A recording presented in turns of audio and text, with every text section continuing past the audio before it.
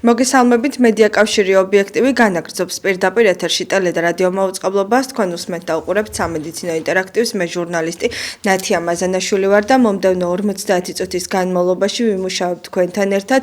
რა თქმა უნდა, მაყურებელს აქვს საშუალება დაგვირეკოს პირდაპირ ეთერში ნომერზე 557 88 55 88. ჩვენი გადაცემის სტუმარი გახლავთ პროფესორი, პედიატრი, ნუტრიციოლოგი ქალბატონი ნინო თოთაძე. მოგესალმებით ქალბატონი ნინო, პირველ რიგში ძალიან დიდი მადლობა, რომ ხართ დღეს ჩვენი გადაცემის სტუმარი. ასე რომ ვთქვათ, 2025 წლის ბოლო გადაცემა სამედიცინო ინტერაქტივის და რა თქმა უნდა, ასე რომ ვთქვათ, მე ვფიქრობ, რომ მთელი წლის განმავლობაში ჩვენ ვცდილობდით სამედიცინო ინტერაქტივი და თქვენ ძალიან ხშირი სტუმარი ბრძანდებით ჩვენი გადაცემის, ვცდილობდით, რომ მუდმივად საინტერესო თემები შეგვეთავაზებინა ჩვენი მაყურებლისთვის და არც დღევანდელი დღე იქნება გამონაკლისი. მადლობა მოწვევისთვის, ორი სიტყვით მეც ჩაგეთქვებით, ძალიან დიდი მადლობა მოწვევისთვის. სასიამოვნოა, რომ რა თქმა უნდა, წლის ბოლო გადაცემა იმ იმედით, რომ რა თქმა უნდა, კიდევ უფრო საუკეთესო სურვილებით გისურვებთ, რომ 2026 წელი გქონდეთ, კიდევ უფრო მეტი საინტერესო თემებით, უფრო სასიამოვნო თემებით ჩვენი მაყურებლისთვის და წარმატებებს გისურვებთ და ნამდვილად შემიძლია ვთქვათ, რომ თქვენი გადაცემა არის გამორჩეული იმ კუთხით, რომ თავისუფალი ეთერის ფორმატით სამედიცინო პერსონალს ყოველთვის აქვს საშუალება ესაუბროს მაყურებელს და დაამშვიდოს ჩვენი ძვირფასი მშობლები. დიდი მადლობა თქვენ. მე ვიცი რომ არ გქონდათ დღეს დრო, თუმცა მაინც გამოძებნეთ სამედიცინო ინტერაქტივისთვის დრო და გვესტუმრეთ დღეს სტუდიაში. ქალბატონი ნინო, ფაქტია რომ ვირუსები ძალიან არის გამწვავებული ჩვენს ქვეყანაში, სხვადასხვა ტიპის ვირუსი. ჩვენ რამდენიმე კვირის წინ ვისაუბრეთ და ბატონი ივანე ჩხაიძეც იყო ხაზზე, თუ რა ხდება დღეს საქართველოს მასშტაბით კლინიკებში, ასევე რეგიონებში, ანუ მთელი ქვეყნის მასშტაბით არის მოდებული სხვადასხვა ტიპის ვირუსი, მათ შორის არის ღორის გრიპი, ჰონკონგის ვირუსი და გრიპის კიდევ სხვადასხვა შემთხვევები. ანუ რას გვეტყვით ამის შესახებ და როგორ უნდა გაუფრთხილდეთ პატარებს? მეც რა თქმა უნდა უსმენდი ბატონ ივანე ჩხაიძეს, ძალიან სწორი მიმოხილვა გაკეთდა ამ სეზონისთვის, მაგრამ დავიწყებდი ალბათ ამ ფორმით. იგივე აზრის გავრცელებას, ესე იგივე აზრთან დაკავშირებით შემოსაზრებას.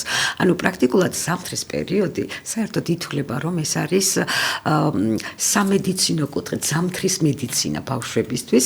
ძირითადად რა თქმა უნდა გამოწვეული არის ბრძოლასთან გარკვეულწილად, ანუ პრევენციასთან და ასე შემდეგ ვირუსებთან, მათ შორის გრიპის, ჰონკონგის, რომელიც გვენასრულეთ, რომელიც დღეს H3N2 ძირითადად გავრცელებულია, რინოვირუსები და ასე შემდგომ, ხო? მათ შორის, როგორც ბატონმა ივანემაც აღნიშნა, არის ერთ-ერთი მნიშვნელოვანი, რა თქმა უნდა, გრიპის წამყვანი ამ შემთხვევაში, რომელიც შედარებით მაინც უფრო არა მსუბუქი ფორმით მიმდინარეობს, თუმცა მსუბუქი ფორმით მათთვის, ვინც იმუნიზაცია შეძლო და გაიკეთა. ვამბობთ, რომ ზამთრის მედიცინა ეს გარკვეულწილად სწორედ ძირითადად რესპირაციული ვირუსული ინფექციებით არის ძირითადად ამ შემთხვევაში მკურნალობის ძირითადი ფონები და რატომ? ჩვენი ქვეყანა გეოგრაფიული თვალსაზრისით, რა თქმა უნდა, ისეთ სარტყელში იმყოფება, სადაც ძირითადად ჩვენ გვაქვს ცივი ნოტიო ჰაერი, ანუ ტემპერატურის უფრო ვარდნა ზამთრის პერიოდში, ხო? ზამთრის პერიოდში და სწორედ ეს ცივი ნოტიო ჰაერი ხელს უწყობს ვირუსების გავრცელებას, ანუ მათ გამრავლებასაც, შესაბამისად ამასთან ერთვის დახურული სივრცეები და შესაბამისად ეს რა თქმა უნდა განპირობებული არის, რომ კიდევ უფრო მეტი ვირუსების ფონი გქონდეს ამ შემთხვევაში გულისხმობ რა თქმა უნდა რესპირაციულ ძირითადად ვირუსებს. შესაბამისად რა თქმა უნდა ამ შემთხვევაში სწორი პრევენცია, სწორი მიმართვიანობა იქიმთან ეს არის ყველაზე მნიშვნელოვანი და აქვე დავძენდი, რომ მაყურებელმა ალბათ უკვე იცი სამედიცინო პერსონალისგან, რომ დაახლოებით ბავშვებში 5-დან 8-მდე ვირუსული ინფექციებით ავადობა ეს არის ნორმა შესაძლებელია, თუმცა ამ შემთხვევაში ყოველთვის ვამბობთ, რომ აუცილებლად სასურველია ის არ გართულდეს ბაქტერიული ფონით, როგორიც არის თუნდაც ოტიტი, პნეუმონია, ბრონქიტი და ასე შემდგომ. შესაბამისად, თუ ეს გართულებები ნაკლებად გვაქვს, ვირუსული ინფექციების მიმდინარეობა შესაბამისად ხდება იოლად. რატომ? იმიტომ რომ შესაძაც ბავშვები იბადებიან, რატოა ბავშვებში ესეთი ავადობა, ანუ ხშირი მისაღები. შესაძაც იბადებიან, რა თქმა უნდა, მათთვის სამყარო, გარე სამყარო პრაქტიკულად შესაძლოა შეისწავლია ისე როგორ თქვა ცნობიერი სახით, თქვა იგივე ნებისმიერი საგნის შესწავლის კუთხით, ასევე გარემოსთან ინტეგრირების კუთხით. გარემოში მოცირკულირე ამდენი ვირუსები თუ ასე შემდგომ, ბაქტერიები და ასე შემდგომ, მის ორგანიზმთან უნდა იყოს შეცნობილი მისი ორგანიზმისგან. შესაბამისად, ამას ჭირდება გარკვეული წლები და ამიტომაც არის რომ ავადობის სიხშირე წლების მატებასთან ერთად იკლებს, იმიტომ რომ უკვე მათ სხვა იმუნური სისტემა აქვს და შესაბამისად ეს იმუნური სისტემა უკვე გაწვრთნილია ისევ სხვადასხვა ვირუსებთან შეხვედრის კუთხით. რა თქმა უნდა, როდესაც ჩვენ ამ საკითხებზე ვსაუბრობთ, ერთ-ერთი მნიშვნელოვანი ალბათ არის ის, რომ როგორ მართოთ ეს პროცესები. პირველი ალბათ პრევენციისთვის ყველაზე მნიშვნელოვანია, რომ მაინც ოთახის განიავება მოხდეს ხშირად და არ იყოს დახურული სივრცე. მეორე, ტენიანობის შენარჩუნება მოხდეს აუცილებლად ოთახში. რაც ასევე ძალიან მნიშვნელოვანია, მიუხედავად იმისა, რომ მაინც სითბო გამათბობლები ჩართულია და ასე შემდგომ, თუ კი ფანჯრის განიავებაც არ ხდება, რა თქმა უნდა, ტენიანობა კიდე და კიდე უფრო დაბალია. მნიშვნელოვანია სველი წესით დამუშავება ოთახის და თუ კი ბავშვის კლინიკური ნიშნები აქვს, მაგალითად იგივე სურდო, აქ არის შეიძლება იყოს ყელის ამ შემთხვევაში იყოს სურდოც, ნებისმიერი თანდართული, თქვა გართულებული ფორმით ყელის ტკივილი, ყურის ტკივილი და ასე შემდგომ, შესაბამისად უნდა იყოს აუცილებლად ინფორმირება მიტანილი ექიმთან, ანუ კონსულტირება და მართვა ნებისმიერი დაავადების. თუმცა არის აუცილებელია, როდესაც ბავშვი აქტიურობას კარგავს, ის შესაბამისად უარს ამბობს სითხის მიღებაზე განსაკუთრებით, ყოველთვის სუნთქვის გახშირება ხდება, აუცილებელია რომ ამ შემთხვევაში დალუდება არ მოხდეს და მიმართვიანობა იყოს რაც შეიძლება სწრაფად ექიმთან. ბუნებრივია ხომ მკურნალობის ფონით ასევე მნიშვნელოვანს რასაც ვიტყოდი, არის ის რომ ძირითადად უმცროსი ასაკის ბავშვებისთვის მაინც მიმდინარეობს, რა თქმა უნდა, ამ შემთხვევაში აცეტამინოფენით და იბუპროფენით მკურნალობა და აუცილებელია და მნიშვნელოვანია, რომ ნებისმიერი წამლის მიღების დროს სწორად მოხდეს დოზირება დაცული, ბავშვის ასაკის მიხედვით გათვალისწინებით, წონის მიხედვით გათვალისწინებით ნებისმიერ მედიკამენტზე, მნიშვნელოვანია, რომ აუცილებლად საათობრივი ზღვარი იქნეს დაცული და ასევე არ მოხდეს, ვთქვათ, სხვადასხვა არ მოხდეს წამლის დამატებითი დოზის მიცემა, რაც ძალიან მნიშვნელოვანია. აქვე ვიტყოდი, რომ ბავშვებში, განსაკუთრებულად დაბალი ასაკის, თუნდაც 2 წლამდე ასაკის ბავშვებში, ცხვირის სურდოსაწინააღმდეგო, ესე რომ ვთქვათ, წვეთები, ხველის გამათხელებლები, რასაც ვეძახით, ეს მედიკამენტები ნაკლებად იქნეს გამოყენებული და მსგავსი წამლების მიღებამდე აუცილებლად კონსულტაცია გაიარონ თავიანთ ექიმთან. გასაგებია ალბათ უნდა მოვერიდოთ ხალხმრავალ ადგილებშიც პატარების გაყვანას, იმიტომ რომ როგორც ჩანს 5 წლამდე ასაკის ბავშვებზე უფრო რთულად მიმდინარეობს, ხომ ქალბატონო, არიან ოჯახები, ვისაც ყავს მოზრდილი და ყავს ჩვილი. აი ამ შემთხვევაში როგორ უნდა დაიცვან პატარა? ძალიან სწორად შენიშნეთ, ბუნებრივია ერთ-ერთი ყველაზე მნიშვნელოვანი არათუ პრევენციის, არამედ ამ შემთხვევაში მოქმედების კუთხითაც მნიშვნელოვანია ის, რომ რა თქმა უნდა, თუ ხა ჩვენ ჩვილ ბავშვებზე ვსაუბრობთ, მაქსიმალურად უნდა მოვარიდოთ ხალხმრავალ ადგილებს და შესაბამისად მათი გაყვანა, სადაც თქვათ ასეთ პირობებში არ არის მაინც სასურველი, თუ კი ეს რაიმე აუცილებლობას არ წარმოადგენს. შესაბამისად, თუ კი ჩვენ ვსაუბრობთ უფროსი ასაკის ბავშვებზე და ვთქვათ, ჯობს ისინი იყვნენ ბინის პირობებში, არ მოხდეს მათი გაყვანა ბაღში, თუნდაც სკოლის დაწყებით კლასებში და ასე შემდგომ, მნიშვნელოვანია, რომ ბავშვებთან მქონდეს ის პრევენციული ღონისძიებები და ასევე ყოველდღიური ფორმით. მიუხედავად იმისა, რომ ძალიან ბანალურია, მაინც ძალიან სწორი შენიშვნის კუთხით, რომ სისტემატიურად ხელის დაბანა, რომელ დაწესებულებაშიც ეს სახლის პირობებშია, ბაღის პირობებშია ბავშვები, შესაძლებელია პირბადის ტარებაც კი აუცილებლობის გაყვანის შემთხვევაში ბავშვებისთვის, ვასწავლოთ ბავშვებს სწორად სემინების და ხველების დროს, თუ როგორ ვაიფარონ ხელი გამოყენებული, რა თქმა უნდა, სალფეთქის როგორ მოხდეს მისი გაუნებელყოფა და ეს არის ძალიან თითქოს ძალიან უმნიშვნელო, მაგრამ ასევე ძალიან მნიშვნელოვანი ის დეტალები, რომელიც, რა თქმა უნდა, იცავს მათ და იცავს მათ გარშემო ყოფლებისგან ამ ბავშვებს. რა თქმა უნდა, თუ კი რაიმე კლინიკური ნიშანი, რომელიც მიგვანიშნებს, რომ ვირუსული ინფექციით ავადობა დაიწყო ბავშვის, რა თქმა უნდა, მისი მიყვანა საზოგადოებაში არ არის სწორი, თუ კი ეს არ არის, რა თქმა უნდა, მიმართვიანობა ექიმთან ან აუცილებლობის პერიოდი, იმიტომ რომ ყოველთვის სასურველი არა მარტო ბავშვები, არამედ ჩვენ მოვერიდოთ საზოგადოებას და რა თქმა უნდა, ჩვენ ვიქნებით გამავრცელებელი წყარო შესაბამისად სხვისი ავადობის. ასევე ერთ-ერთი მნიშვნელოვანი თემა პიროტექნიკა ახალი წლისთვის და ახალი წლის დღეებისთვის რაღაცა კუთხით მაინც გამკაცრდა ასე თუ ისე, აი ასე ყოველფეხის ნაბიჯზე აღარ იყიდება და ძალიან კარგია ეს, თუმცა ქალბატონო ნინო, მე მაინც ვემხრობი იმ აზრს, რომ ერთ-ერთ გადაცემაში ბატონი გიორგი ფხაკაძე საუბრობდა სწორედ ამაზე, რომ აი მივბაძოთ ისეთ ქვეყნებს, სადაც მხოლოდ სახელმწიფო ახდენს ამის კონტროლს, ხო?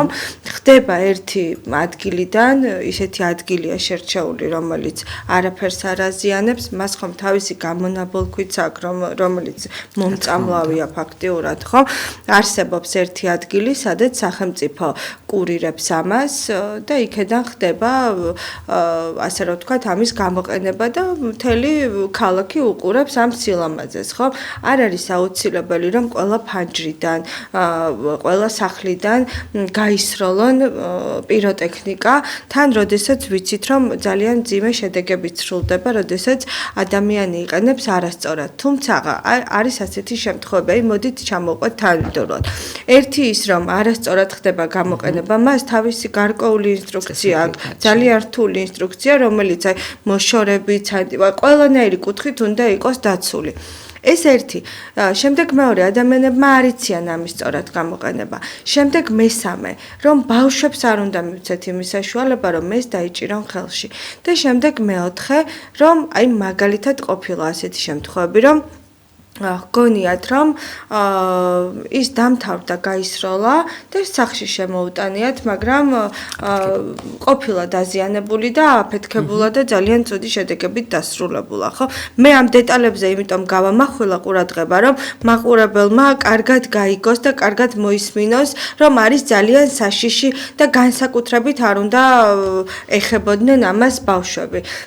რას გვეტყვით ამის შესახებ, ქალბატონო ნინო? ძალიან დიდი მადლობა ამ კითხვისთვის და ამ საკითხთან დაკავშირებით მე როგორც სახალხო დამცველის ექსპერტი ძალიან ბევრი წლებია ჩართული ვარ სარეკომენდაციო კუთხით, ესე რომ ვთქვათ, ალბათ ბოლო 8-10 წელი მაინც არის განსაკუთრებულად ვცდილობ, რომ გარკვეულწილად თითო რეკომენდაცია მაინც თითოწლიურად ერთი რეკომენდაცია მაინც შევიტანო ამ კუთხით და ანუ ზუსტად ის დეტალები, რომელიც თქვენ ჩამოსვალით პუნქტობრივად, ის იყო ესე სწორად გაშლილი, რომ მივყვები ალბათ თქვენს გეგმას ამ კუთხით. მე რა თქმა უნდა არ მინდა მაყურებელმა ჩათვალოს, რომ არ არსებობს ასაკი, რომელსაც არ მოსწონს, არ უხარია ახალი წელი და ნებისმიერი ის ლამაზი სანახაობა მისთვის არ იყოს მისაღები. და რა თქმა უნდა, ახალი წლის ალბათ ერთ-ერთი მნიშვნელოვანი დეტალი არის ის, რომ პრაქტიკულად ქვეყნის ყველა ადამიანი ამ შემთხვევაში დადებითი ემოციით იმუხტება და ეს დადებითი ემოციების გაცვლა ხდება. რა თქმა უნდა, ყველაზე მეტად არასოდეს არ მოკლებოდეს ჩვენს პატარებს ის სასიამოვნო გარემო, სასიამოვნო სანახაობა და ყოველთვის მათი სახე იყოს ღიმილიანი, ესე ვიტყოდი და რა თქმა უნდა, ეს ბუნებრივია, ყველას ესეთი სურვილი გვაქვს. ჩემი პირადად როგორც მოქალაქის დამოკიდებულება უკვე მიდის იმასთან დაკავშირებით, რაც მაგალითად იაპონიამ და ძალიან ბევრმა წამყვანმა ქვეყნებმა მიბაძეს, სადაც პრაქტიკულად პიროტექნიკის ჩანაცვლება მოხდა ლაზერული შოუთი, რომელთაც პრაქტიკულად შეცვალა, რა თქმა უნდა, ძალიან ბევრი ტრავმის ალბათობა, ამ შემთხვევაში გარემოს დაბინძურების და ასე შემდგომ. ანუ ითვლება, რომ ლაზერული შოუ შედარებით უფრო ასევე უნიშნელოვანესი, ულამაზესი სანახაობაა და ბევრად უფრო უსაფრთხო. შესაბამისად, პირველი ალბათ თქვენს დამეთანხმებით, რომ როდესაც ახალი წლები გაივლის პირველი დღეები, ყველაზე უსიამოვნო ალბათ რა ინფორმაციასაც გვებულობთ იმას, რომ თუ კი რომელიმე ადამიანი დაშავდა პიროტექნიკის შედეგად და აი ყოველთვის ერთადერთი სურვილი გვაქვს, რომ რაც შეიძლება ეს სტატისტიკა იყოს მინიმალური, ხა სურვილი თუ არის, სურვილი გვაქვს, რომ არ იყოს, რა თქმა უნდა. მაგრამ სამწუხაროდ ისე ხდება, რომ პრაქტიკულად იყო წლები, როცა მატებაც ხდებოდა, თუმცა გასულ წელს შედარებით უფრო ნაკლები რაოდენობა ჰქონდა, რაც იმის მაუწყებელია, რომ თუ კი რაც მეტი ინფორმაცია მიდის ამ საკითხთან დაკავშირებით, მაინც ადამიანები გარკვეულწილად საკრძალვებაც იმოქმედეს. რა თქმა უნდა და მე ამის მომხრე ვარ. ზუსტად გეთანხმებით იმ კუთხით, რომ პრაქტიკულად სახელმწიფოს კონტროლის ქვეშ ჩემთვის ყველაზე მეტად მისაღებია ეს პროცესი იყოს, არ შეიძლება ყველგან ხელმისაწვდომი იყოს მსგავსი აპარატურის ყიდვა, რადგან შესაბამისად იქ ვადიანობის დაცვა ერთ-ერთი უმნიშვნელოვანესია. მეორე რაც ძალიან ძალიან მნიშვნელოვანია, რაც თქვენ ბრძანეთ, ეს არის ინსტრუქციის სწორად გამოყენება. იმიტომ რომ პრაქტიკულად აქ დამატებითი საუბარიც კი ვფიქრობ გარკვეულწილად ზედმეტია, იმიტომ რომ შედეგი ხშირად ისეთი სავალალოა, რომ ამ შედეგის შემდეგ შეუძლებელია ვინმეს არ გაუჩნდეს სურვილი, რომ მეტი უსაფრთხოება გამოიყენოს. განსაკუთრებულად, როდესაც ჩვენ ვსაუბრობთ ბავშვებზე. ჩემთვის პირადად, როგორც ექიმისთვის, არც ერთი ბავშვის თითო თითის ნაწილიც კი არ ღირს იმ სანახაობად, შესაბამისად, რომელსაც ოჯახი მიმართავს, იმიტომ რომ სასურველია ყველასთვის მნიშვნელოვანი ის არის სიამოვნებისთვის და არა ვთქვათ იმ კუთხით, რომ რაიმე ამ შემთხვევაში ფიზიკური თუ ფსიქოლოგიური პრობლემა შეიქმნას. ეხლა როცა უარყოფითზე ვსაუბრობთ, აქ არის მთელი რიგი უარყოფითი, თუნდაც ის გარემოსთან დაკავშირებით გამონაბოლქვი. მეორე, ეშინიათ ცხოველებს, ფრინველებს გარკვეული ტრავმა, გარკვეული ასაკის ბავშვებისთვისაც კი ეს ხშირად არ არის ამდენად ძლიერი ხმაური მისაღები, ხო?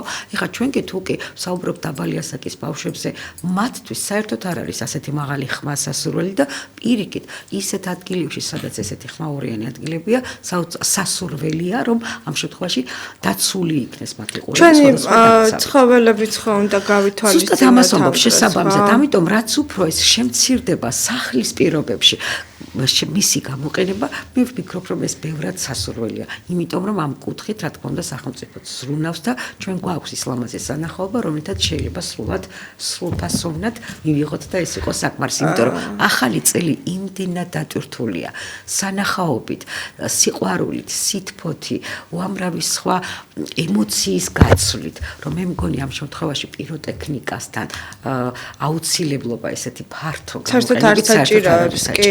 ქალბატონო, ასევე ახლა ჩვენ საუბრობდით აი ამ მასალაზე და ასევე მე მინდა ვისაუბროთ აი პატარა ასაფეთქებლებზე. მე რამდენჯერმე მოვკარი თვალი, რომ აი ეს ბავშვები თამაშობენ, ყიდულობენ თავისუფლად და ერთმანეთს ჯიბეში უდებენ, ისე აფეთქებენ, პატარები არიან და აი ალბათ საჭირო იქნება ამ კუთხითაც რომ გამკაცრდეს აი ამ პატარა ასაფეთქებლებზე, ხო? იმიტომ რომ აი რას აზიანებს, როცა ჯიბეში, პიჯაკში ან ქურთუკში უბრალოდ სადმე ჩაუგდებ ბავშვს, ესენი არიან პატარები, კიდევ ერთხელ აღნიშნავ, არიციან, რა თქმა უნდა, მშობელსაც დიდი როლი აქვს ამ შემთხვევაში, თუმცა მაინც შეიძლება მშობელმაც გააფრთხილოს და მაინც გავიდეს და მაინც იგივე გააკეთოს, ამის თქმა მინდა.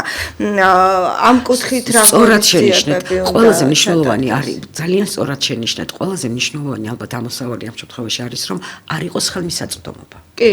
როდესაც ხელმისაწვდომობა არ ხდება, ბუნებრივია ნაკლებია მსგავსი ფაქტის შანსი, ხო, ესე რომ ვთქვათ.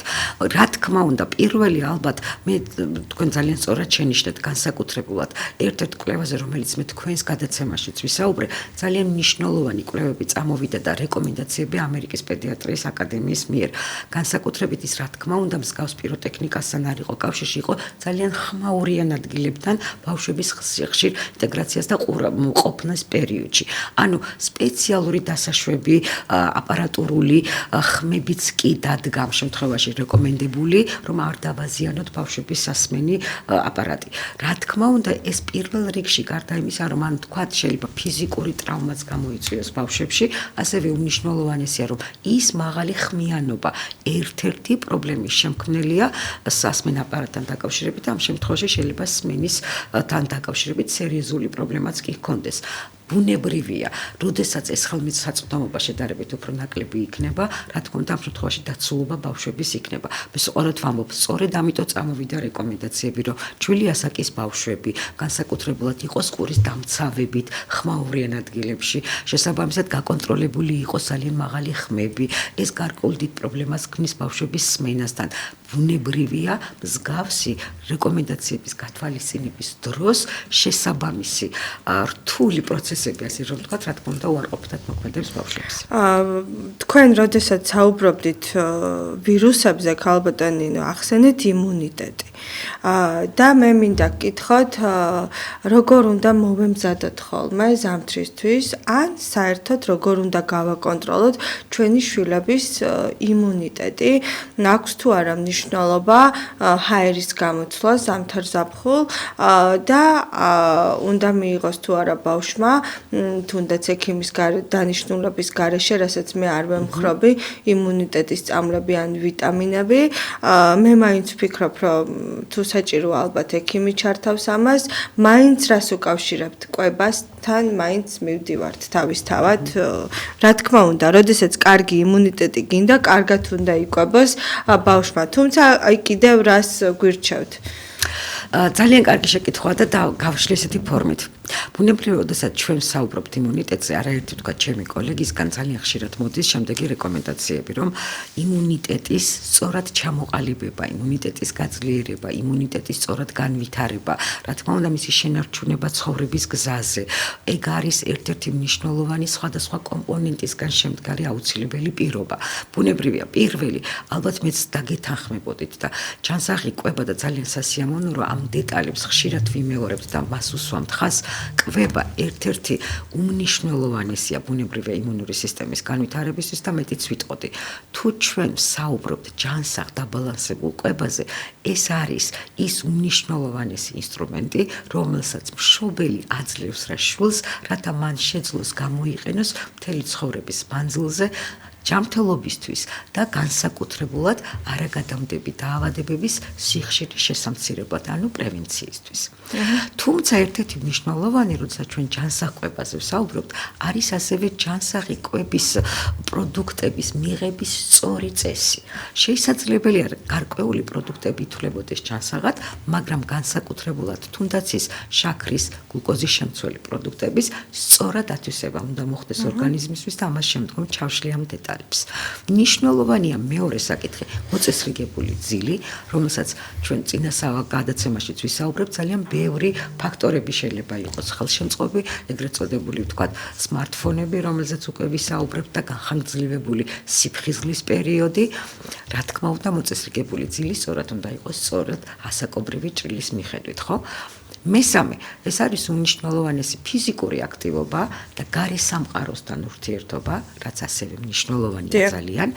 მეოთხეს ითვლება, რომ ვაქცინაცია და განსაკუთრებულად სამედიცინო კალენდრით გათვალისწინებული ვაქცინაცია ასევე მნიშვნელოვანი ყურადღება ენიჭება ამ კუთხით მოწესრიგებულ მიკროფლორას ნაცვლად. მოდით რომ გაწყვეტინებთ ქალბატონო, კალენდრით გათვალისწინებულ ვაქცინაციას ძალიან ბევრი შემთხვევა ფიქსირდება ასეთი, რომ მშობლები არცრიან იმ ვირუსების დროს ზამთარში, შემდეგ იწევს ხოლმე უგვიანდებათ ბავშვებს. შემდეგ გონიათ, რომ აი ეს დაგვიანებულია აღარცრიან, არის სამწუხაროდ ასეთი შემთხვევები და ბავშვებს უგდებენ ამაცრებს. მოდით განუმარტეთ რა მშობლებს, რომ არასდროს არ არის კალენდრული ვაქცინა დაგვიანებული და ჯობია რომ მე ჩაიტაროს ბავშვმა, ვიდრე საერთოდ ამოუგდოთ კალენდრიდან ბოდიშით რა რომ შეგაწყვეტინეთ. რა თქმა უნდა, მე როგორც ექიმი მომხრევა, რომ ის ზუსტად დროებში იყოს თანდართული მისი ჩატარების პერიოდები, დაცული იყოს, რა თქმა უნდა, ეს პერიოდიზაცია, მაგრამ გადავადებაც არ ნიშნავს, რომ ჩვენ დროის გადავადებით არ ნიშნავს, რომ ჩვენ უარი ვთქვათ იმუნიზაციაზე. და გავაგზავნებ ისევ ჩვენს საკითხს. ერთ-ერთი მნიშვნელოვანი, როგორც აღნიშნე, არის ნაწლავური ფლორის მოწესრიგება, სადაც ითვლება, რომ დაახლოებით სწორედ ამ ფლორის 70-80% ნაწლავური ფლორაც კი არის ერთადად გამსამსხვრელი ამ კუთხით. თანამედროვე ძალიან ბევრი კვლევები გვეუბნება, რომ ასევე ვირუსებთან ბრძოლის ერთ-ერთი მნიშვნელოვანი დეტალია დატენიანება და დატენიანება მათ შორის ლორწოვანი გარსის, იმიტომ რომ შესაბამისად დატენიანებული ლორწოვანი გარსი განსაკუთრებულად უფრო ადვილად ახერხებს სხვადასხვა ვირუსების მიღებას, ესე რომ ვთქვათ, და პირიქით, რა თქმა უნდა, გამომშრალი წებოვანი, ამ შემთხვევაში ლორწოვანი გარსი ხელშემწყობია ამ კუთხით. და მნიშვნელოვანი ანტიბიოტიკების ხშირი გამოყენება, რომელიც ასევე იმუნური სისტემისთვის არ არის სასურველი და შემდგომი კომპონენტი, რაც ასევე მნიშვნელოვანია, ხშირი დიდი რაოდენობით ტკბილეულის გამოყენება. როდესაც ჩვენ ვსაუბრობთ სწორედ რატო ვთქვი, რომ მნიშვნელოვანი არა მარტო ჯანსაღი პროდუქტების მიღება და მე ძალიან ხშირად თქვენს გადაცემაში რა თქმა უნდა ვაფიქსირებ, რა არის ის ჯანსაღი თებში.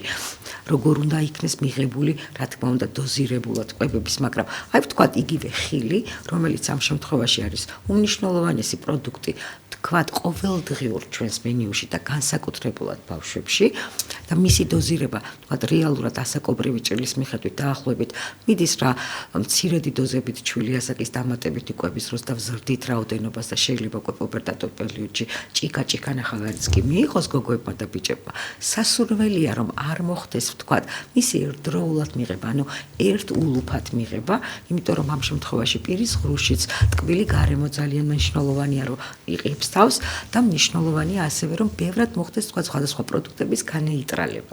აი მაგალითად იგივე თაფლი, რომელიც ძალიან ესეთი განსაკუთრებულად საყურადღებო გახდა ხშირად მშობლებისთვის კითხვა ამ პროდუქტთან დაკავშირებით, 1 წლამდე ამერიკის პედიატრიის აკადემიის მიერ ამ პროდუქტის მიღება არ არის რეკომენდებული, მაგრამ 1 წლის შემდეგ შესაძლებელია განსაკუთრებულად იყოს მიღებული ეს პროდუქტი ხველების დროსაც, მაგრამ აქვე გვეუბნებიან, მე პირველ რიგში ალბათ ვიტყვი, რომ უმნიშვნელოვანესია დოზირება პროდუქტის, ანუ თუ კი ჩვენ საუბრობთ 1 წლის ზემოთ ასაკის ბავშვებზე, მნიშვნელოვანია რომ დაცული იყოს იმ კუთხით, რომ მისაღები დოზა არ აღემატებოდეს ნახევარ ჩაის კოვს და რომელიც შეიძლება შემდეგ ასაკში გაიზარდოს მაქსიმუმ 2 ჩაის კოვზამდე, აუცილებელია და სასურველია რომ ეს პროდუქტი პირდაპირ კი არ იქნეს მიღებული, არამედ ვთქვათ მისი გახსნა მოხდეს იოგურტში, სხვა ვთქვათ რძემჟავა პროდუქტში და ასე შემდგომ და შესდებ მიხდეს მიღებული, რადგან ამ დროს ვღებულობთ პროდუქტს, მაგრამ ასევე ვიცავთ პირის ღრუს შესაბამისად, რაც აუცილებლობას წარმოადგენს მათი კარიესის, ვთქვათ, გავრცელების კუთხით პრევენციისთვის. ქალბატონო, ასევე ძალიან მნიშვნელოვანია და აქტუალურია ბოლო პერიოდში, რა თქმა უნდა, ახლა არის ხოლმე საკითხი აქტუალური მანდარინი და ძალიან ბევრი კი ბატონო მშობელი არის შეშფოთებული ამ კუთხით, რომ დაფიქსირდა სამწუხაროდ ალბათ გადაჭარბებულ ჭამასთან უფრო მგონია მოწამვლის შემთხვევები და მოდით გითხარით, რომელი ასაკიდან, რამდენი და როგორ არის რეკომენდირებული. ანუ ზოგადად მანდარინზე, ზოგადად ციტრუსებზე კითხავთ. ასევე მაინტერესებს ამ კითხვასთან ერთად, რომ გავაერთიანო ლიმონი როდიდან შეგვიძლია რომ წვეთების სახით მივცეთ ბავშვს და ფორთოხალი ასევე. და გრეიპფრუტიც. ციტრუსი, რა თქმა უნდა, ერთ-ერთი მნიშვნელოვანი პროდუქტია, ხშირად ჩვენ, რა თქმა უნდა, განსაკუთრებულად მაინც 1 წლამდე ასაკამდე ვიკავებთ თავს ბავშვებისთვის ამ პროდუქტის მიღების. მე ვიტყოდი, რომ მაყურებლისთვის ალბათ უფრო გასაგებად რომ ავხსნა, რომ ციტრუსი ერთ-ერთი მნიშვნელოვანი პროდუქტია თავისი C ვიტამინის შემცველობით, უჯრედისის შემცველობით. მანდარინში შეიძლება ვთქვათ, რომ B-, K ვიტამინებიც კი მნიშვნელოვანია, ანტიოქსიდანტი პროდუქტია და რა თქმა უნდა, ყველა იმ ხილის, ვთქვათ, სამყაროში ერთ-ერთი კარგი პროდუქტია, რა თქმა უნდა, როგორც ლიმონიც, მანდარინიც, პორტოხალიც და ასე შემდგომ. თუმცა ასე ვიტყოდი, რომ ეხლა თუ კი ჩვენ C ვიტამინზე ვსაუბრობთ, აქვე დავძენდი, რომ C ვიტამინის შემცველობა, ვთქვათ, იგივე ბულგარულ წიწაკაში შეიძლება ორჯერ და მეტჯერ მეტი იყოს, ვიდრე ციტრუსში. რა თქმა უნდა, ეს არ ნიშნავს, რომ ციტრუსს არ აქვს თავისი დადებითი მიღება. საუბარს დავიწყებდი ახსნის კუთხით ესეთი ფორმით. განსაკუთრებით ჩვილი ასაკის ბავშვებს ევოლუციური მექანიზმით კუთხით აქვთ მწარე გემოების მიმართ მიუღებლობა, ესე რომ ვთქვათ, ამიტომაც ღებულობენ ისინი განსაზღვრული, ვთქვათ, რძის გემო, რომელიც მათთვის ყველაზე მისაღებია, ის არ არის მჟავე გემო და ასე შემდგომ. თუმცა ეს თავის დადებითს წარმოადგენს ამ კუთხით, იმიტომ რომ სხვადასხვა არასასურველი მეტალების მოხვედრა ორგანიზმში ნაკლებად ხდება, მაგრამ გარკვეულწილად მშობლებისთვის ყოველთვის იძლევა რეკომენდაცია, რომ სწორედ ამიტომ განსაკუთრებული ყურადღება მივაქციოთ, როდესაც ბავშვი ღებულობს ბოსტნეულს, შესაძლებელია ამ შემთხვევაში ჩვენ პირველად მივიღოთ უარყოფა მისგან ამ პროდუქტის მიღების კუთხით, მაგრამ პირდაპირ ყველა კვლევებით, ყველა კომპეტენტური ორგანიზაციების რეკომენდაციით არის შემდეგი განსაზღვრული, რომ არ არის პრობლემა, რომ ბავშვს შევთავაზოთ ერთი და იგივე სახეობის პროდუქტი 10ჯერ, 15ჯერ, იმიტომ რომ ეს უკვე გამოცდილებაა და ვთქვათ, იგივე ბავშვთა სამყაროში ძალიან ადვილია აღქმა თუ ამა თუ იმ პროდუქტების მიმღებლობა და არ მიმღებლობა როგორი აქვს ბავშვებს. რაც შეეხება, პირველი ალბათ ვიტყოდი ლიმონს, იმიტომ რომ მაინც ერთ-ერთი C ვიტამინით მდიდარ პროდუქტი პროდუქტად და განსაკუთრებულად ზამთრის პერიოდში მნიშვნელოვანი ასევე პროდუქტად. სასარგებლოც არის რა ყველა თქმა უნდა, კუთხით, კი. აღიარებული პროდუქტია, მაგრამ ითვლება, რომ თუ კი ჩვენ საუბრობთ 1 წლის ზემოთ, როგორც ამ შემთხვევაში ჩართული ახალი პროდუქტი, რა თქმა უნდა, ვიცავთ ყოველთვის იმ წესს, რომ აუცილებლად უნდა იყოს მიღებული მცირე დოზირებით და რეკომენდებული აი დაახლოებით თითის წვერის დონე 1 წლიდან? 1 წლის შემდეგ, დიახ, თითის წვერის დონის რბილობის პროდუქტი, რომელიც სასურველია, რომ შეიძლება იმდენად მშავიანობით არ მოეწონოს ბავშვს, რომ პირდაპირ უარი თქვას მის მიღებაზე. თუმცა შესაძლებელია მისი წვეთები გახსნილი იქნეს სასმელ წყალში და ამ ფორმით შევთავაზოთ ბავშვებს. აქაც ვიტყოდი, რომ ყველა ასეთი მსკოველი, ესეთი ახალი პროდუქტის მიღების დროს მნიშვნელოვანია კონტროლი რაოდენობის და ასევე მიღების ფორმის. იმიტომ რომ პირველი, უნდა დაუკვირდეთ, ხوار გამოიწვია მან ალერგიული ფონი როგორც ახალი პროდუქტის მიღებამ და მეორე, მისმა მშავიანობამ, თქვათ იგივე კუჭნაწლავის ტრაქტის პრობლემა არ გამოიწვიოს და ასევე ხوار არის რაიმე გამონაყარი საფინის ქვეშ. ბუნებრივია, ამ დეტალების დაცვა ერთ-ერთი აუცილებელია. როდესაც მე ვსაუბრობ რბილობზე, იგივე მანდარინთან დაკავშირებით, რომელიც შესაბამისად განსაკუთრებით სკოლამდელი ასაკის ბავშვებისთვის აუცილებლად შეცავაზებულ უნდა იქნეს პროდუქტი არა მთლიანი სახით, არამედ ის უნდა იყოს ქერქგაცლილი და ასევე თესლებისგან თავისუფალი. ანუ ბავშვი უნდა ღებულობდეს მათ რბილობს. საერთოდ ამ შემთხვევაში ჩართულობა მით უმეტეს თუნდაც სკოლამდელი სკოლის ასაკის ბავშვებში უნდა ჯდებოდეს მანდარინის ის რაოდენობა ხილის საერთო რაოდენობაში და სწორად განსაზღვრული. დაახლოებით აქ ჩვენ საუბრობთ, ალბათ შეიძლება იყოს მაქსიმალური რაოდენობა ბავშვთა ასაკისთვის, თუნდაც ეს იყოს სასკოლო ასაკის ბავშვები, 2 პატარა ცალის რაოდენობით. იმიტომ რომ ამ შემთხვევაში რამდენადაც თითოეული პროდუქტი არის მნიშვნელოვანი თავისი დადებითი თვისებებით, რა თქმა უნდა, მისი ჭარბი რაოდენობა ამ შემთხვევაში გარკვეულწილად შეიძლება იყოს ასევე ჯანმრთელობის პრობლემის შემქმნელი. გასაგებია, არა მარტო მანდარინი, არამედ ახალი წლების პერიოდია და ტკბილეული და შოკოლადი ერთ-ერთი მწვავე პრობლემაა ყველა ჩემიც და ყველა მშობლის ალბათ ხომ, იმიტომ რომ მაინც გინდა თუ არ გინდა, რამდენიც არ უნდა მალო ეს შოკოლადი და ტკბილეული, ვიღაც მაინც შემოგიტანს და დაინახავს ბავშვი და მერე იძულებული ხარ რომ მისცე, ხო? თუმცა მე ყოველთვის ვარ იმის მომხრე, რომ ჩემო შვილებმა არ უნდა ჭამონ შოკოლადი და ტკბილეული, გარკვეული ზომის გათვალისწინებით და დოზის გათვალისწინებით, რა თქმა უნდა, იმიტომ რომ ძალიან არასწორია, როდესაც ბავშვები უზომოდ იღებენ ტკბილეულს და მაინც ბოსტნეულის მომხრე ვარ, რატომღაც ყოველთვის მე პირადად და ალბათ ძალიან ბევრი მშობელიც, თუმცა აი ეს გაკონტროლება ჭირს ხოლმე ამ პერიოდში, იმიტომ რომ გინდა თუ არ გინდა, მაინც არის იმის შესაძლებლობა, რომ მიიღოს ტკბილეული და სამწუხაროდ მე აღარ ჭამს, როდესაც ამ ტკბილს და შოკოლადს იღებს და კანფეტს დიდი რაოდენობით ბავშვი. როგორ უნდა მოვიქცეთ და რა უნდა გავაკეთოთ ამ დროს? ალბათ უფრო გულახთილი რო ვიყოთ მაყურებელთან, ვიტყოდი რომ შოკოლადი ეს არ არის, ალბათ მეც რომ მკითხოს ვინმე რა პროდუქტია საყვარელი, შეიძლება ერთ-ერთი ჩამოთვალო რომ არის შოკოლადი და გარკვეულწილად მას, რა თქმა უნდა, მისი შექმნაც საუკუნეების მანძილზე და დახვეწად ხდებოდა, იმიტომ რომ ეს ერთ-ერთი სასურველი და საყვარელი პროდუქტია, ესე რომ ვთქვათ. თუმცა ალბათ ამას აქშიც მივახციე, რომ შესაბამისად მაინც უფრო შავი შოკოლადით ვიყო, გავინებიერო თავი ვიდრე რძიანი შოკოლადით, იმიტომ რომ იქ შაქრის შემცველობა დაახლოებით ძალიან ბევრად დაბალია მას რძიან შოკოლადთან შედარებით. პირველი ალბათ მე როცა ვსაუბრობთ შოკოლადზე, ბუნებრივია ამასაც მნიშვნელობა აქვს, იქ როგორი ხარისხის არის, კაკაოს რაოდენობა რამდენია, ვთქვათ რა დანამატია. თვითონ კაკაოს შემცველობა შეიძლება იყოს ამ პროდუქტში, მაგრამ რა ქმნის პრობლემას ქმნის სხვადასხვა ემულგატორები და სხვადასხვა დანამატები, რომლითაც მზადდება ესა თუ ის პროდუქტი. პირველი დაცვა კიდევ უფრო მნიშვნელოვანია, რა თქმა უნდა, ის იყოს უფრო საბავშვო პროდუქტი. ეს ერთი მნიშვნელოვანი. მაგრამ თქვენ იმდენად სწორად დასვით აქცენტი და აი, არ ვიცი, მე ვერ გეტყვით რომ ამას დამთხოვა ქვია, მაგრამ იმიტომ რომ ეს ან როცა ვსაუბრობ, და ხშირად ერთსა და იმავეს ვიმეორებთ, ხანდახან მგონია, რომ რაღაც გარკვეული დამატებითად ხო არ მიწევს ძალიან ბევრჯერ ამ ფაქტთან მაყურებელთან მიტანა მოკლედ ამ ფაქტების, მაგრამ დამერწმუნეთ, ალბათ თუ კი ეხა ჩვენ მშობლები გვისვენენ, დამერწმუნებიან, რომ სადაც ბავშვთან კარგი კვების, რომელსაც მშობელი ხშირად ესე ბრჭყალებში ამბობს, ანუ ჯანსაღი პროდუქტები ერთია, მაგრამ რამდენად სრულფასოვანია დღის მანძილზე მენიუს კუთხით. ანუ თქვათ შენარჩუნებულია საუზმე, სადილი, ვახშამი, ხემსი პროდუქტების. ეს პრობლემა ძალიან ბევრ ბავშვთან დგას დღეს. ძალიან ბევრი მშობლი შემაშფოთებელი ზარი თუ ინფორმაციას გებულობ ყოველდღიურად. საერთო ჯამში, როდესაც ამბობს მშობელი, რომ დღეში ერთხელ იკვებება მხოლოდ და ღებულობს თუნდაც სითხეს წყალს, პრაქტიკულად ამ შემთხვევაში უკვე გვინდა თუ არ გვინდა მოდის მეორე კითხვა. რას იღებს სხვას?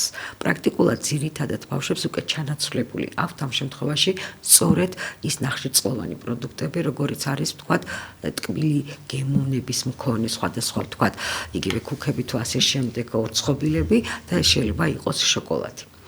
ეს პროდუქტები, რა თქმა უნდა, ამ შემთხვევაში შედეგს უკვე ჩვენ ვღებულობთ. პრაქტიკულად ის ვიტამინები, ისი ათვისებაც უნდა გქონდეს ბავშვებს, ამ შემთხვევაში არის პრობლემატურად უკვე მათთვის შექმნილი.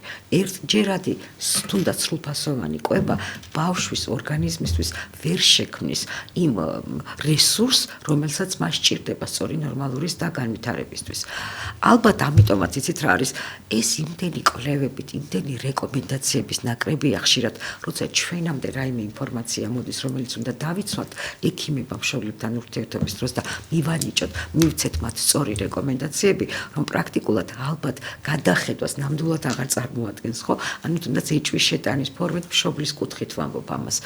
როდესაც რეკომენდებულია, რომ 2 წლამდე თხოვნით არ გავასინჯოთ ბავშვებს ესეთი ტკბილი შემცველი პროდუქტები, არ მივცეთ შოკოლადი. ეს არის სწორი. იმიტომ რომ მათი საგემოვნებო და 2 წლის შემდეგ რომ მაინც გვიწევს ბრძოლა ქალბატონი. ეს უკვე უნდა იყოს კონტროლირებადი. პირველი ალბათ ამ შემთხვევაში არის ის, რომ არავითარ შემთხვევაში, როდესაც ბავშვში, ანუ მისი კვების პერიოდია, არ მოხდეს ჩანაცვლება ესეთი პროდუქტით.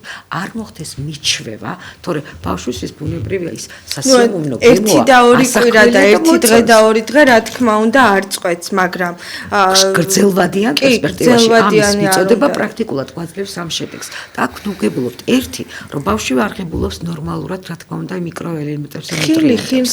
ხილის ხილის მიღებას. მეორე, გარკვეულ გაღიზიანებას იწვევს ხშირად ბავშვებში, ხო? იმიტომ რომ თქვა, გარკვეულწილად მის ორგანიზმში არ შედის ის სასურველი ნუტრიენტები, ესე რომ ვთქვა, დამოკიდებული ხდება ამ პროდუქტზე. მისთვის უკვე კვების ჩვევების ჩამოყალიბებაც სწორად აღარ ხდება. ამიტომაც ბუნებრივია ალბათ დღეს ყველა მშობელი გარკვეულწილად აქვს ის ინფორმაცია რაღაც ამასთან დაკავშირებით, თუ თქვათ რომელიმე ბავშვი არ იკვებება ჯანსაღად, იმიტომ რომ ღებულობს შესაბამის პროდუქტებს. ეს კიდევ ერთი და სამწუხაროდ, ეხლა ჩემთვისაც ძალიან დიდი სურვილი აქვს და ყველა ბავშვი მინდა რომ ჯანმრთელი იყოს და მათთვის ცხოვრება იყოს ბევრად უფრო სასიამოვნო ვიდრე ჩვენთვის, ხო? შესაბამისად, გრძელვადიან პერსპექტივაში ეს კიდევ უფრო დიდ პრობლემას შექმნის. გამომდინარე იქედან, რომ სწორედ როცა ვსაუბრობთ ჩვენ არაგადამდები დაავადებების მიადგრადობას, ამ შემთხვევაში მას უნდა გვხვდებოდეს ჯანსაღი ორგანიზმი, ჯანსაღი იმუნიტეტით და ბუნებრივია სწორი კვებითა და სწორი კვების უნარჩვევებით, რომ შეძლოს, რა თქმა უნდა, უკვე, რა თქმა უნდა, მეტი და მეტი მდგრადობა სხვადასხვა დაავადებების მიმღებლობის საწინააღმდეგოდ, ესე რომ ვთქვათ. ალბათ პირველი რას ვიტყოდი, მაქსიმალურად, თუ კი ეს პრობლემა დგას, შემცირდეს რაოდენობა, შოკოლადი არ უნდა იყოს, ან ვთქვათ, ნებისმიერი ტკბილეული, აი, დამაჯილდოვებელი ეფექტი. ანუ თუ შენ კარგად მოიქცევი, მიიღებ შოკოლადს. არა, მას უნდა კონდეს ეს ინფორმაცია მიღებული, რომ მისთვის ჯანსაღი კვება ეხა აუცილებელია, მაგრამ დღის მანძილზე მას შეუძლია მიიღოს ეს პროდუქტი, მიიღოს ამ დოზირებით და თვითონ განსაზღვროს. რა თქმა უნდა, ეს არ უნდა იყოს უფრო დღის ბოლოს და დღის ბოლოს საათებში. და არც დილით ალბათ, ხო? ხო, ბუნებრივია, ხა ვერავინ არ ავწდებით, მით უმეტეს ახალი წლის დღეები მოდის, ნუ არა, ფიზიკურად ვერ არ გამოდის ასეთი ესე პრაქტიკულად ყველა მშობელი ასეა. ამიტომაც აუცილებელია ინფორმირება და მიწოდება. თუმცა ეხლა რა თქმა უნდა არ არის სასურველი რომ ბავშვისთვის სულ ხელმისაწვდომი იყოს ის შოკოლადი და ტკბილეულობა. აქაც არ ვთვლი რომ რაიმე პრობლემას წარმოადგენს, მაგრამ კიდევ ვიმეორებ, მით უმეტეს განსაკუთრებულად გარდა ჩამოთვლილი ყველა პრობლემისა, ეს არის პირის ღრუს დაავადებებისთვის ერთ-ერთი მნიშვნელოვანი პრობლემა, კარიესის პრობლემა და ასე შემდეგ. ამ კუთხით ერთ-ერთი კიდევ გასათვალისწინებელი თუ რატომ არ შეიძლება მივიღოთ და კიდევ უნარჩვევების ჩამოყალიბებისთვის. რა ვიცი, მე ვფიქრობ, რომ მორიდება და თუკი ჩვენც იცით რა ბავშვთან მისასვლელად, მოდი შევცვალოთ, მიუტანოთ სათამაშო, მიუტანოთ სხვა ნებისმიერი გასართობი მისთვის სასიამოვნო ნივთი, მაგრამ არ იყოს რა თქმა უნდა ჯილდოს სახით შოკოლადი და ტკბილეული ბავშვისთვის გასავითარებელი. ქალბატონო, აქვე რადგან კვებაზე ვსაუბრობ და ბავშვებზე მინდა გკითხოთ, შაქარი და მარილი როგორ უნდა გავაკონტროლოთ? სწორედ განსაკუთრებულად ძალიან კარგი კითხვაა, იმიტომ რომ დღეს ბავშვებში ჰიმალაის მარილის გამოყენებას აქვს რამე მნიშვნელობა? რა თქმა უნდა, ეს დამუშავებული მარილი, ხა იცით როგორ არის, რა თქმა უნდა, შაქარი ალბათ კიდევ უფრო მეტ კონტროლირებას ითხოვს დღევანდელი მოთხოვნილების კუთხით, ალბათ სტანდარტულად, იმიტომ რომ ვამბობთ, რომ საერთოდ 2 წლამდე შაქრის რაოდენობა მიწოდებული არ უნდა იყოს. ის გლუკოზა თუ ტკბილი შემცველი პროდუქტი, რომელიც ხილის სახით ღებულობს ძირითადად ბავშვები, ნახშირწყლოვანი პროდუქტები, რომელიც თქვა ბურღულეული სახით ღებულობს, სრულიად საკმარისია იმისთვის, რომ თქვა შესაბამისი რაოდენობა იყოს ორგანიზმში ამ კუთხით. აქედან გამომდინარე, კიდევ ვიმეორებ, 2 წლამდე შაქრის მიწოდება დამატებითი სახით ბავშვებში რეკომენდებული არ არის. რა თქმა უნდა, შემდეგაც ითხოვს ის უკვე კონტროლირებას დაახლოებით ბავშვებში რაოდენობა შემცირებული უნდა იქნას, ეს არის პირდაპირ ასათვისებელი შაქრის რაოდენობის კუთხით. რაც შეეხება მარილთან დაკავშირებით, აქაც რა თქმა უნდა კონტროლირება და ერთი მარილის მიწოდება, ამ შემთხვევაში ნატრიუმის რაოდენობა, რომელიც ასევე შეიძლება ნატრიუმის რაოდენობა წყლითაც, სასმელი წყლითაც, ბოთლის წყლითაც კი მიიღოს ბავშვებმა, ამიტომ რა თქმა უნდა მარილიც დამატების სახით არ არის რეკომენდებული 2 წლამდე და შემდგომ ის უკვე უნდა იყოს დოზირებით დაცული სადღეღამისო კუთხით ასაკობრივი ჭრილის მიხედვით. გასაგებია, ასევე მინდა გკითხოთ კურორტებზე, ახლა უკვე არის სეზონი და ბავშვები არიან გასულები ბაკურიანში, გუდაურში, ახლა უფრო მეტი გავა ალბათ ახალი წლების შემდეგ და მე მინდა გკითხოთ უსაფრთხოება, როგორ უნდა მოვახერხოთ ბავშვების, განსაკუთრებით მნიშვნელოვანია თვითნებურად თხილამურებზე დაყენება პატარების და შემდეგ სამწუხაროდ მოტეხილობების რისკი ხოლმე. აი ამ კუთხით როგორ უნდა გავაკონტროლოთ და მეორე კითხვა მინდა გავაერთიანო ამ კითხვაში, რამდენად მნიშვნელოვანი და აუცილებელია აი თუნდაც ბაკურიანში, თუნდაც მთიან კურორტებში ზამთარში პატარების წაყვანა, მითია თუ რეალობა, აი წლების განმავლობაში თუ ვივლით, ბავშვს ექნება ძალიან კარგი სასუნთქი სისტემა, ფილტვები, ბრონხები და ასე შემდეგ. მე პირადად აი ამ თუ მითს ეძახით ექიმები, ამიც მივდა უკვე წლებია და მართლაც კმაყოფილი ვარ და მაინტერესებს თქვენ რას ფიქრობთ, რამდენად არის ეს ყველაფერი კავშირში თუნდაც ამ იმუნიტეტთან და გაციებასთან? ნებისმიერი თანამედროვე რეკომენდაცია, რომელსაც არ უნდა გადავხედოთ ამ კუთხით, ყოველთვის არის ერთი მნიშვნელოვანი დეტალი. რა არის სასურველი ბავშვისთვის? ბავშვისთვის არის სასურველი ჯანსაღი, სუფთა ჰაერი. რაც თბილისში არ არის სამწუხაროდ. ნაკლებად, რა თქმა უნდა, რომელთაც უფრო განებივრებული ვართ მთიან რეგიონებში, თუმცა აქაც მნიშვნელოვანია, თუ თქვა ზღვის დონიდან, რამდენ სიმაღლეზე აყვანა ხდება და შესაბამისად შეიძლება ეს რეკომენდაცია, რა თქმა უნდა, გაიცეს განსაკუთრებულად უფრო ჩვილი და დაბალი ასაკის, უმცროსი ასაკის ბავშვებისთვის. რა თქმა უნდა, ბავშვებისთვის მით უმეტეს ძირითადად გაყვანის პერიოდი ემთხვევა, რა თქმა უნდა, მათთვის სასრულ არ დადგებს, სასკოლო თუ ბაღის არ დადგებს და შესაბამისად ეს არის მნიშვნელოვანი პერიოდი თითოეული ბავშვისთვის. პირველი ასეთი ინტერაქტიული გართობები, სასიამოვნო ბუნებასთან ინტეგრაცია და გართობა, ეს არის უმნიშვნელოვანესი. არის ერთ-ერთი კვლევებით დადასტურებული, რომ ბუნებასთან ინტეგრირება გარდა იმისა, რომ ბავშვის ხასიათს, მის ბუნება განწყობას, მასთან ურთიერთობის, შესაბამისად ურთიერთობა, როდესაც ხდება ოჯახის წევრებთან, ეს უმჯობესდება ასევე მიოპიის განვითარების რისკი დაახლოებით თუ არ ვცდები მცირდება 25%-მდეც კი. იმიტომ რომ უმნიშვნელოვანესი ხდება დღეს კიდევ უფრო ბევრად მეტი დაფასება აქვს ესე რომ ვთქვათ რეკომენდაციების სახით ბავშვის გარემო ფაქტორებთან ანუ გარემოსთან ინტეგრირების პროცესს. ეს პირველი ფაქტორი თუ რატომ უნდა მოხდეს გაყვანა და რატომ არის მნიშვნელოვანი.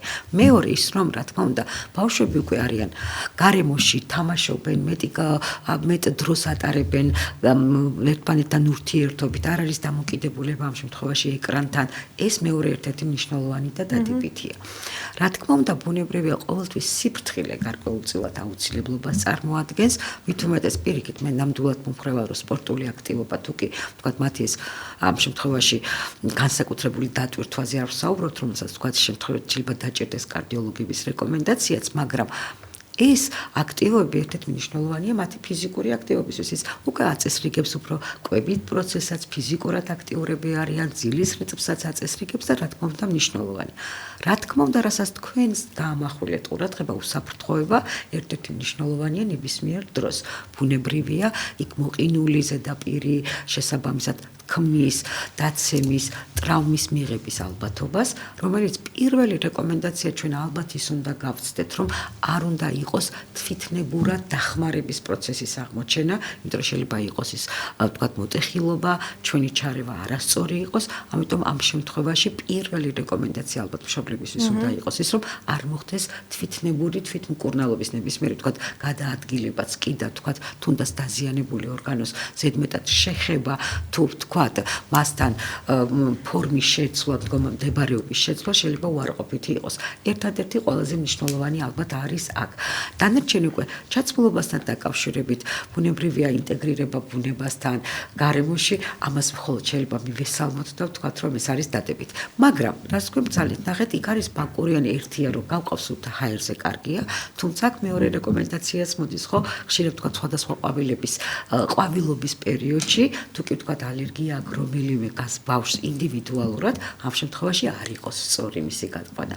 ამ დროს თუ კი ჩვენ ძალიან ბევრი სარგებლობს ამ ყვავილობის დროს კი შეზღუდვა არა გვაქვს ამ შემთხვევაში რაიმე ვთქვათ ჩვენი ექიმის რეკომენდაციით რაღაც გარკვეულ პერიოდთან რაღაც გარკვეულ ადგილებთან მორიდებას სხვა მხრივ თუნდაც ეს არის მათი სოფლები ეს არის ნებისმიერი ჩვენი საკურორტო ზონა თუ ბავშვები ჩვენ გავყავს სუფთა ჰაერზე ეს არის მხოლოდ და მხოლოდ დადებითი და ყველაზე მნიშვნელოვანი ეს არის ახალი გამოცდილება ამ ბავშვებისთვის ახალი მოგზაურობა ახალი და სიახლის შეგრძნება რომელიც რა თქმა უნდა ბუნებრივ ეს არის აუცილებლობა მიუხედავად ვირუსებისა მიუხედავად თამდევი ვირუსებისა თამდევი პრობლემებისა ყოველთვის ბავშვებს უნდა მივცეთ იმის საშუალება რომ მათ მიიღონ სიახლე ისინი მეტად უფრო განვითარდნენ და მათ ჰქონდეთ მეტი დადებითი ემოციური მომენტები და წუთები ცხოვრების მანძილზე 3 წუთი გვჭირდება გადაცემის დასრულებამდე და რჩევები რომ მისცეთ და დავემშვიდობოთ თან და ვუსურვოთ